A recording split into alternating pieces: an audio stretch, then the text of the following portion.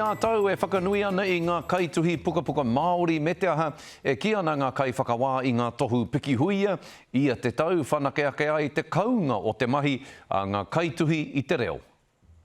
E toru wiki noa te roa ki te tuhi tāna paki Waitara.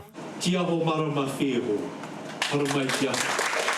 Ko tia ho marama wheho te toa kaituhi reo Māori hou me te aha ko ngā kōrero tuku iho te pūtake o ana tuhinga toa. Ngā kōrero mō hātūpatu, mō ngā tōroirangi, mō tamate kapua, koera, ngā tauira, hei whakaawe ngā māku i roto i tēnei mea te tuhi pukapuka. Mo tēnei uri o Ngāpuhi, toa whakaihuaka mo te wāhanga reo Pākehā, arā ngā ararau maha i tai pai mai ia ki tēnei whatarangi. Nā taku kaiako i te kāreti o Kaihau, nāna i mea te mai ki ahau i e rāwa whai atu koe i te huarahi ki te tuhi ngā kōrero. Nā ko taku whakahoki ki au whatever miss. E ono ngā wāhanga o te whakataetai, hei tā Penny Smith, nō nā te maringa nui kia whakanuia ia e ngā tautōhito o te rāngai. My story was slightly political.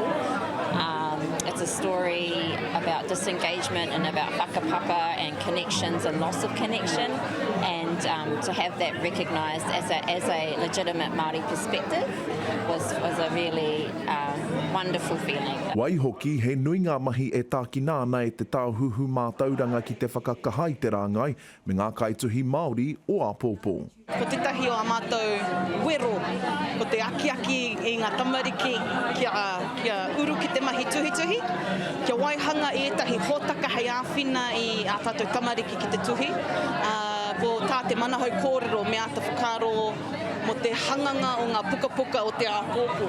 Tūturu ko te kounga o te reo me ngā pūkenga tuhi o e nei kai whakairo kupu e eke ana ki te pai o Angitu.